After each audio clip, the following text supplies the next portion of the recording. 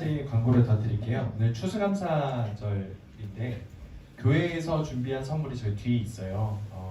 뭐 애터미 치약이랑 칫솔 휴대용으로 되어 있는 거거든요. 여러분 뭐 학교나 학원에서 쓸 수 있도록 그거 하나씩 챙겨 가시고 이따 원래 때 이제 임원이 나눠주세요. 그리고 귤이 있어요. 2개씩 가져가면 되는데 귤 너무 맛있더라고요. 우리 최덕규 안수집사님 아시나요? 예담이 꼬맹이 그 아빠예요. 최덕규 안수집사님이 전 교인을 대상으로 20박스를 귤 20박스를 주문하셨는데 S급이에요. 한번 먹어봤는데 거의 뭐 꿀이더라고요. 맛있는 귤 혹시 최덕규 안수집사님 얼굴 아는 사람이 있으면은 귤 잘 먹었습니다 인사하면은 더 좋을 것 같습니다. 이제 우리 함께 말씀 나눠볼까요? 오늘 제목 한번 읽어보도록 하겠습니다. 시작. 감사와 찬송의 이유. 네, 참고로 이따 오후 예배 설교도 목사님이에요. 네, 같은 제목으로 같은 본문으로 설교하지만 내용이 대지도 또 사실 내용은 큰 틀은 똑같지만 좀 전체적인 세부적인 건 좀 다릅니다. 그래서 같이 우리가 감사와 찬송의 이유를 생각해 보았으면 좋겠어요. 오늘은 무슨 날이죠? 추수감사절. 여러분 추수감사의 뜻이 뭘까요? 추수감사. 추수가 뭐 하는 거죠? 솔직히 우리는 농업을 잘 모르잖아요. 저는 좀 압니다, 사실. 저희 텃밭이 있어가지고 농업을 살짝은 해봤어요. 별명이 강농부였는데 아무튼 해보니까 쉽지 않더라고요. 몇 번 하다가 나중에 그 텃밭이 거의 뭐 버려진 땅이 되어버렸는데 너무 힘들어가지고 일을 하다 말았습니다. 추수는 말 그대로 내가 씨를 뿌린 것들을 나중에 거두게 되는 것을 추수라고 하잖아요. 근데 우리는 지금은 도시에 살고 있고 그래서 서비스업이든 뭐 다른 알바를 하든 뭘 해서 돈을 받으면 그걸로 살았어요. 하지만 옛날에는 그렇지 않았겠죠. 다 거의 인구의 거의 100%가 98%, 99%가 다 농업에 종사하는 사람들이었어요. 그러다 보니까 이 추수라는 것은 그냥 모든 사람에게 있어서 축제의 날이었죠.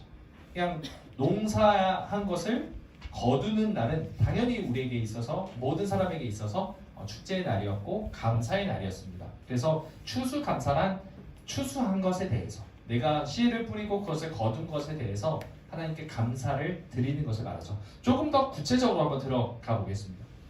여러분 사실 이 추수감사절이라는 날은 미국에서 유래된 거예요. 아시는 분은 아시겠지만 이 영국에서 종교 박해가 일어납니다. 그 왕과 여왕 피에 메리라고 혹시 들어봤는지 모르겠어요. 영국의 여왕 중에. 네, 그래서 카톨릭 신자였어요. 이 메리라는 사람이. 그래서 이 기독교인들을 다 박해하기 시작합니다. 죽이기도 하고요, 화형에 처하기도 하고 아주 그냥 끔찍한 일들이 일어났었어요. 그래서 그런 것들을 피해서 피난을 간 곳이 어디였냐? 아메리카. 지금의 이 미국이라는 대륙으로 피난을 왔죠. 그래서 이 기독교인들, 그 당시에는 청교도인들이라고 영국의 기독교인들을 청교도인이라고 불렀는데 이 사람들이 미국에 정착한 후에 첫 번째로 씨를 뿌리고 그리고 추수한 것을 거둔 후에 감사를 드리는 날을 국경일로 정한 것이 추수감사절이라고 이렇게 지정이 됐고 이것이 우리 한국에까지 이르게 된 겁니다. 왜냐하면 기독교 전통에 있어서 이것이 뿌리 내렸기 때문이죠. 그러면은 이 미국의 전통을 미국의 국경일을 따라하는 것이 추수감사절일까요?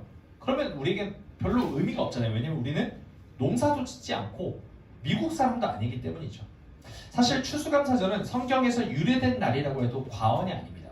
왜냐하면 성경에는 하나님께서 레위기에서 초막절을 지키라 라고 말씀하셨는데 이것이 이 추수감사절이랑 거의 똑같아요. 이스라엘 백성들이 이 농사를 짓고 나서 추수를 한 다음에 이 초막절을 지켰거든요. 이 초막절은 가나안 땅에 정착한 이스라엘 백성들이 40년 동안 광야에서 초막 생활한 것. 초막이 뭔지 아시나요? 장막. 지금으로 치면 텐트 생활을 한 것을 기념하고 감사하는 날을 초막절이라고 합니다.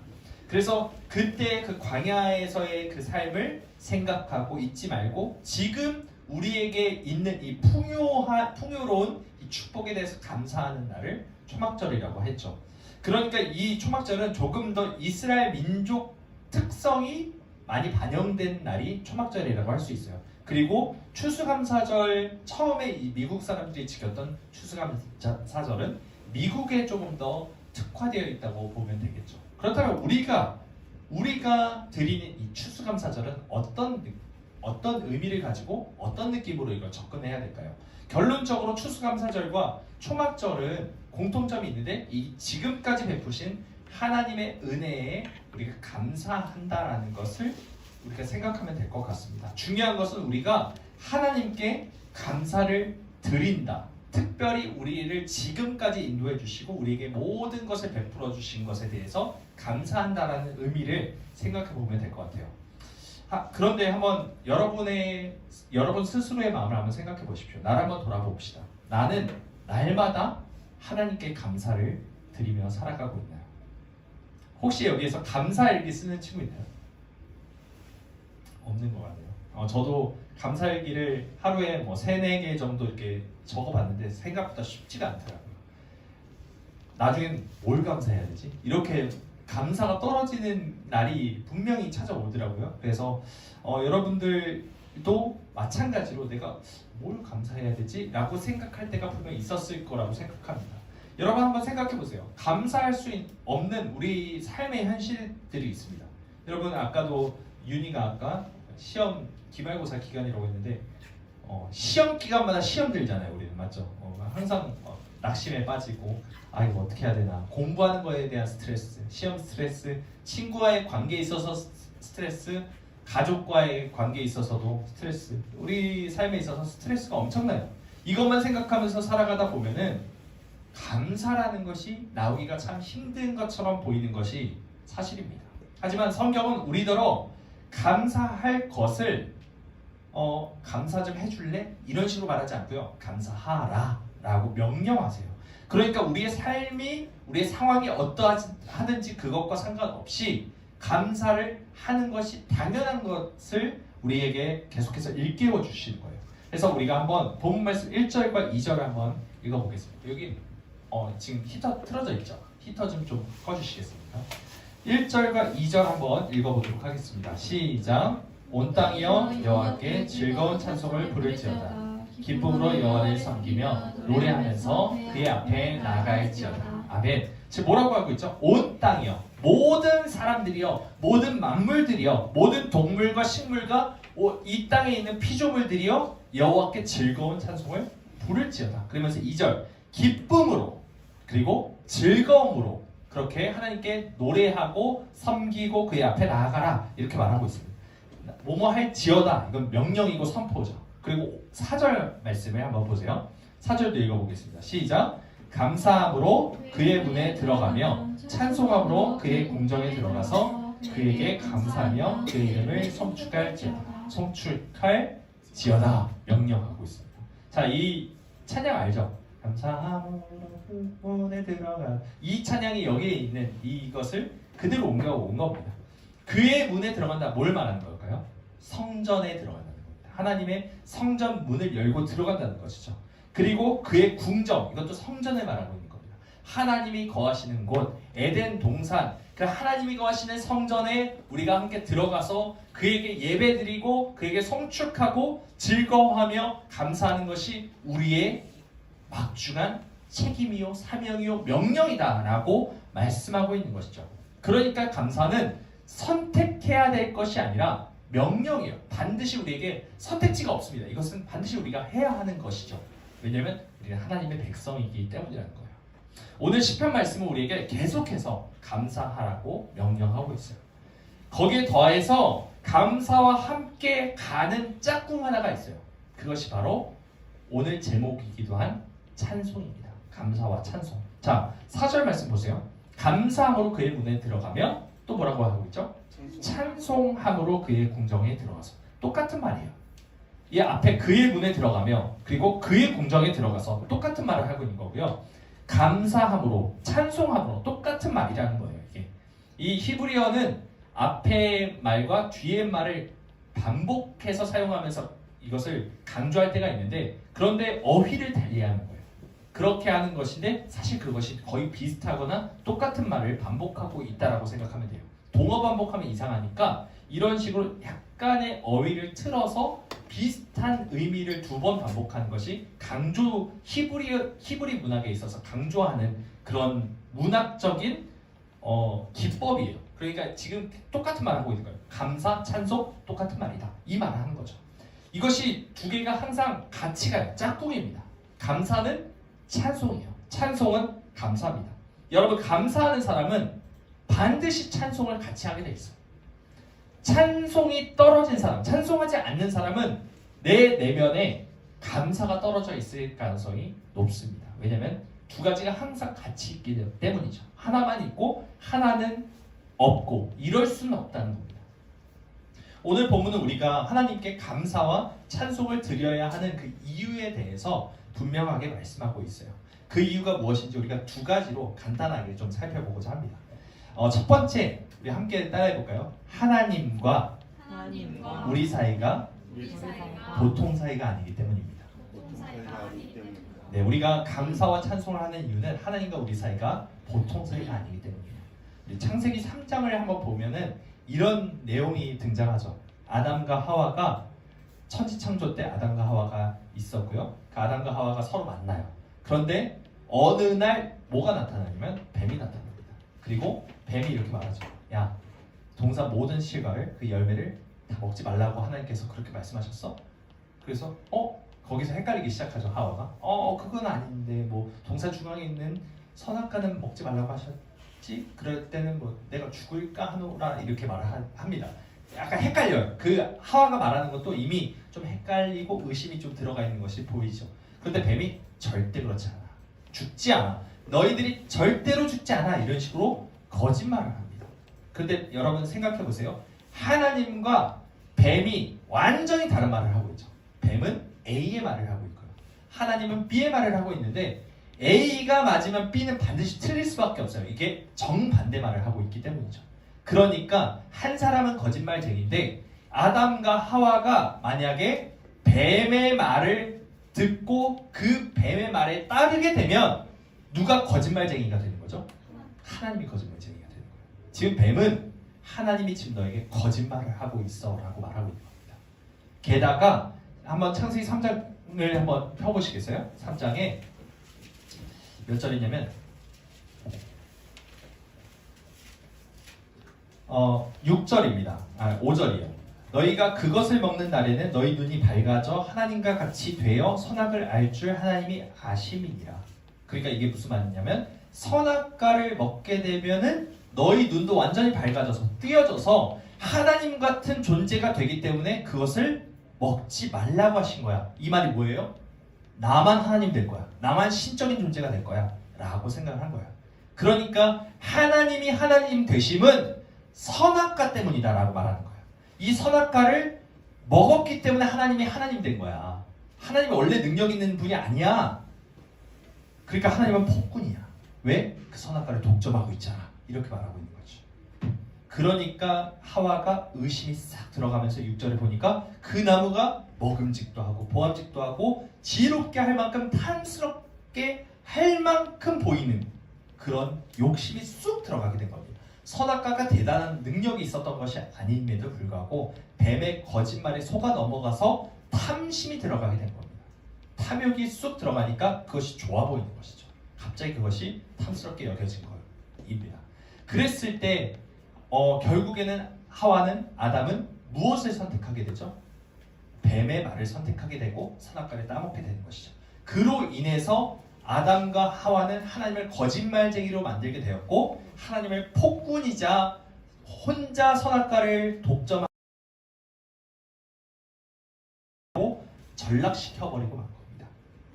하나님이 이렇게 아담과 하와의 반역에도 불구하고 나중에 15절 말씀과 같이 말씀하세요. 나중에 책임을 추궁하시면서 죄를 물으시고 그리고 뱀에게 저주를 선포하시는 장면이 이 3장 15절의 말씀입니다. 우리 제자훈련팀은 이것을 좀 배워서 알 거예요. 알죠? 이 15절 말씀 한번 같이 읽어보겠습니다. 시작. 내가 너로 여자와 원수가 되게 하고 내 후손도 여자의 후손과 원수가 되게 하느니 여자의 후손은 내 머리를 상하게 할 것이요 너는 그의 발꿈치를 상하게 할 것이니라 하시고. 지금 아담과 하와는 누구의 말을 들었죠? 뱀의 말, 사탄의 말을 들었습니다. 그러니까 지금 아담과 하와는 누구의 편이 된 거예요? 뱀의 편이 된 것이고 하나님에 대해서는 쿠데타를 일으킨 거예요. 그러니까 이제 하나님과 아담 사이에는 완전히 원수가 되어버린 거예요. 건널 수 없는 강을 건너버린 거죠. 그래서 하나님은 이제 이 원수를 처단하셔야 함에도 불구하고 지금 뭐라고 지금 말씀하고 계시냐면 내가 너로, 여기서 너는 뱀에게 말하는 겁니다. 하나님께서 뱀으로 하여금 여자와 원수가 되게 하겠다. 그러니까 지금 한 배를 탔던 아담과 하와 그 여자를 다시 뱀에게서 떼어버려서 원수가 되어서 나와 한편이 되게 하시겠다라고 말씀하신 거예요. 우리는 죄로 인해서 내 마음대로 살아감으로 인해서 하나님을 거짓말쟁이로 만들었고 하나님을 신실하지 않은 분으로 만들었고 하나님을 마치 폐역하고 그리고 독점적이고 그리고 우리를 아주 힘으로 다스리는 그런 분으로 우리는 전락시킬 때가 많았어요. 우리가 거짓말했고 우리가 욕심을 따라 살았기 때문에 하나님을 그런 분으로 취급했던 것이죠. 그럼에도 불구하고 우리가 그렇게 하나님과 원수 되었을 때 우리가 아직 죄인 되었을 때 하나님께서 이렇게 우리를 뱀과 사탄의 권세와 원수가 되게 하시고 하나님과 우리 사이를 한편으로 만드시겠다라고 선포하심으로 결국에는 이 선포를 그 약속을 지키시기까지 하셨죠. 무엇을 주심으로? 자기의 아들을 십자가에 내어 주심으로 그 약속을 다 지키셨다는 겁니다. 하나님께서 이렇게 하심으로 결국에는 출애굽기 17장 5절과 6절에 이렇게 이스라엘 백성과 온 민족을 이렇게 삼으셨어요. 19장입니다. 출애굽기 19장 5절 6절은 이렇게 말씀하세요. 세계가 다 내게 속하였나니 너희가 내 말을 잘 듣고 내 언약을 지키면 너희는 모든 민족 중에서 내 소유가 되겠고 너희가 내게 대하여 제사장 나라가 되며 거룩한 백성이 되리라. 너는 이 말을 이스라엘 자손에게 전할지니라 라고 말씀하신 거예요. 이제 너희는 나와 아무 사이도 아니다 라고 되었던 이 죄악의 결과에서 다시 회복시키셔서 너는 내 거야. 너는 내 왕국의 거룩한 백성이 될 거야 라고 선포하시는 그 사랑의 메시지가 들어오게 된 거예요. 하나님과 우리 사이가 남남이었어요. 아니 남보다 못한 사이였죠. 마치 연인끼리 사랑하다가 나중에 헤어지게 되면 전혀 보지도 않을 뿐더러 나중에 남보다 못한 먼 사이가 됐잖아요. 마치 그거와 마찬가지로 하나님과 우리 사이가 죄로 인해서 그런 사이가 된 거예요. 더 이상 건널 수 없는 강을 건너버렸던 우리들을 다시 하나님께서 그 사망의 강을 건너셔서 우리를 이끌어내시고 하나님의 나라에 끌어오시게 되신 거죠. 그래서 우리가 하나님과 우리 사이가 보통 사이가 아니게 되게끔 회복시키신 겁니다. 그래서 우리 아까 시편 100편 3절 오늘 본문 말씀 3절을 한번 다시 한번 읽어봤으면 좋겠어요. 시편 100편 3절 말씀 다시 한번 읽어보겠습니다. 시작. 여호와가 우리 하나님이신 줄 너희는 알지어다. 그는 우리를 지으신 이요 우리는 그의 것이니 그의 백성이요 그의 기르시는 양이로다. 이 말씀이 당연한 말씀이 아니었다는 거죠. 이렇게 되기까지 하나님께서 지불하신 대가가 엄청난 것이었다는 것을 우리가 꼭 기억하길 바랍니다. 그렇기 때문에 우리는 감사와 찬송 하나님께 드릴 수 있는 거예요. 오늘 추수감사절에 우리가 하나님께 감사와 찬송을 드리는 이유는 우리를 남보다 못한 존재였던 원수만도 못했던 그 존재를 한편으로 부르시고 하나님의 소유되게 하시고 그의 백성이자 그의 기르시는 양으로 삼으신 하나님의 그 은혜와 그 구원을 다시 한번 선포하고 감사하는 날이라는 것입니다. 두 번째, 우리가 감사와 찬송을 드리는 이유는 하나님의 성품이 너무 좋으시기 때문이에요. 하나님의 성품이 너무 좋으시기 때문입니다. 우리 5절 말씀 읽어보겠습니다. 시작. 여호와는 선하시니 그의 인자심이 영원하고 그의 성실하심이 대대에 이르리로다. 지금 하나님의 성품이 세 가지가 나오죠. 첫 번째 뭐죠? 하나님이 선하시다. 두 번째 인자하심이 먼저죠. 인자하심. 그리고 세 번째 성실하심. 이것에 대해서 우리가 하박국서 오늘 1부 예배 때도 우리 담임 목사님께서 하박국 3장 말씀을 하셨어요. 우리 같이 하박국 3장 말씀을 읽어보겠습니다. 하박국 3장 16절에서 19절 말씀입니다. 우리 같이 읽어보겠습니다. 찾아보세요.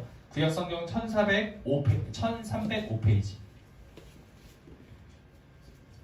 1305페이지 찾았나요? 우리 같이 읽어볼까요? 시작. 내가 들었으므로 내 창자가 흔들렸고 그 목소리로 말미암아 내 입술이 떨렸도다. 무리가 우리를 치러 올라오는 환난 날을 내가 기다림으로 썩이는 것이 내 뼈에 들어왔으며 내 몸은 내 처소에서 떨리는도다. 비록 무화과 나무가 무성하지 못하며 포도나무에 열매가 없으며 감람나무에 소출이 없으며 밭에 먹을 것이 없으며 내 양이 없으며 외양간에 소가 없을지라도 나는 여호와로 말미암아 즐거워하며 나의 구원의 하나님으로 말미암아 기뻐하리로다. 아멘. 우리가 이 하박국 3장 17, 18절의 말씀은 찬양 때문에 너무 잘 알고 있죠. 우리는 항상 기쁘게 찬양합니다. 무화과 나무 잎이 마르고 이렇게 찬양합니다만 이게 지금 어떤 상황이냐면 16절을 보면은 창자가 흔들리고 그리고 또 어떻게 돼요? 입술이 떨릴 정도로 충격적인 소식을 들은 거예요. 하박국 선지자가. 무슨 소식이냐? 무리가 우리를 치러 올라오는 환난 날의 소식이에요. 그게 무엇이냐? 아수르의 군대가 지금 이스라엘 백성을 치러 올라올 것이라고 소식을 들은 거예요. 바벨론 군대가 유다 나라를 멸망시킬 것이라는 그 소식이 하나님으로 인해서 선포가 된 것이죠. 그래서 지금 무화과 나무, 포도나무, 감람나무, 밭에 먹을 것, 우리의 양, 외양간의 소가 왜 없어졌나? 그냥 가난한 게 아니에요. 뭐 때문에 없어진 거예요? 전쟁 때문에 사라진 거죠. 이 무리를 치러 올라오는 이 환난날로 인해서 원래 있었던 그 모든 소유가 완전히 풍비박산 사라지게 된 겁니다. 그런데 여러분 놀라운 것은 이 하박국 3장의 말씀이 신명기 28장에 이미 선포가 되어 있다는 거예요. 한번 찾아봅시다. 신명기 28장의 말씀 보면은 소름이 돋을 정도로 이것과 비슷한 말씀이 나와요. 신명기 28장 30절에서 34절 말씀입니다. 신명기 28장 30절에서 34절 우리 형제 한 절 그리고 자매 한 절 이렇게 교독해 보겠습니다. 30절부터 시작. 내가 여자와 약혼하였으나 다른 사람이 그 여자와 같이 동침할 것이며 집을 건축하였으나 거기에 거주하지 못할 것이요 포도원을 심었으나 내가 그 열매를 따지 못할 것이며 내 소를 내 목전에서 잡았으나 내가 먹지 못할 것이며 내 나귀를 내 목전에서 빼앗겨도 두루 찾지 못할 것이며 내 양을 원수에게 빼앗길 것이나 너를 도와줄 자가 없을 것이며 내 자녀를 다른 민족에게 빼앗기고 종일 생각하고 찾으므로 눈이 피곤하여지나 내 손에 힘이 없을 것이며 내 토지 소산과 내 수고로 얻은 것을 내가 알지 못하는 민족이 먹겠고 너는 항상 압제와 학대를 받을 뿐이리라. 같이요. 이러므로 내 눈에 보이는 일로 말미암아 내가 미치리라. 이 말씀이 지금 일어난 게 아니에요. 처음으로 모세가 하나님의 말씀을 제대로 순종하지 않고 그 말씀을 따르지 않게 되면 반드시 이런 일이 일어날 것이라는 저주의 말씀을 선포하신 거예요.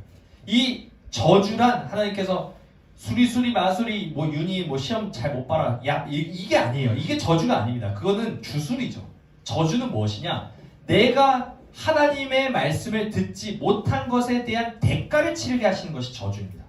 그러니까 지금 신명기 28장 20절 말씀처럼 내가 악을 행하여 그를 이 집으로 내 손으로 하는 모든 일에 여호와께서 저주와 혼란과 책망을 내리사 망하며 속히 파멸하게 하실 것에 대한 그 대가가 30절부터 34절에서도 분명하게 드러나고 있는데 그 중에 뭐가 있어요? 뭐 열매가 있는데도 못 먹어.